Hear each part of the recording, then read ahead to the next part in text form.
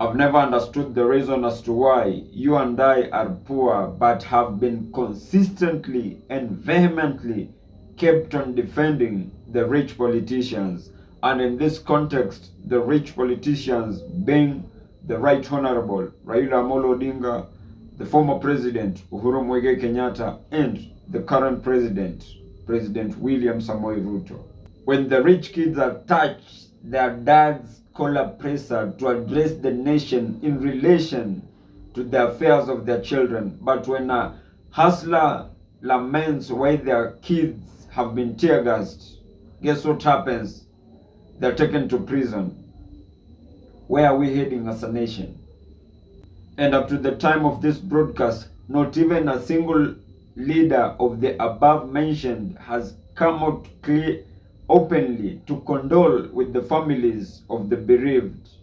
And this actually reminds me of the game of chess, where pawns suffer first because the king has to be protected. From my previous episodes, I've said it times above numbers that your enemy should never be your neighbor, but instead both of you can gang up and form enmity to the politician to whom is turning out to be a certified liar. That said and done, my dear brother and sister, the societal stratification is ranked among 3 different categories, and the first one being the superior, the second one being the commoners, and the third being the slaves. And with that information, you just have to rank yourself where you belong. And that aside, is Stephen Kalonzo Musyoka a certified coward? Because it is currently in the public purview that during the demonstrations, Stephen Kalonzo Musyoka was put under house arrest. But of course, a vast majority of Kenyans chose to disagree with such a narrative, simply because, even to myself, that seemed to be more of a concocted narrative. We all saw how Babu Owino was left alone with the wife running helter-skelter in a bid to get him released.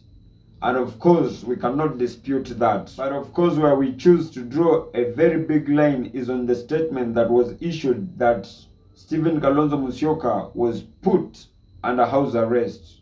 If I'm only to consider Kalonzo's camouflaging behavior, then that leaves me with very minute chances of I believing that he was indeed put under house arrest. By the way, what if the Right Honorable Raila Amolo Odinga chose to test Kalonzo's principalities, whether if without his presence, then Stephen Kalonzo Musyoka can take over the mantle and lead Kenyans into demonstrations? And if by any chance my school of thought is right as per the Right Honorable Raila Amolo Odinga, then I kid you not, Stephen Kalonzo Musyoka might have failed miserably. Or could it be that he chose to say that he was put under house arrest so that he could use it as a scapegoat as to why he didn't manage to lead Kenyans for the protests? But to be fair enough, neither did we see Martha Karua, Jeremiah Kioni, and other Azimio principals demonstrating in their respective areas. And that, if that is something we are to go by, then that must have sent a signal to the Right Honorable Raila Amolo Odinga that he is indeed fighting alone in this struggle, simply because the absentia in the demonstrations raises more questions than answers. And if by any chance the Right Honorable Raila Amolo Odinga keeps on debunking on Stephen Kalonzo Musyoka and Martha Karua to lead in any battle, then I kid you not, that is tantamount to a mission dead on arrival. Funny enough, very close Azimio affiliates like Robert Alai disputed the cognizant fact that Stephen Kalonzo Musyoka was put under house arrest. So who am I to dispute on the same? But honestly, That has just been my opinion. If you do have a contrary opinion to mine, kindly do feel free to drop them in the comment section and I'll give them a right of reply.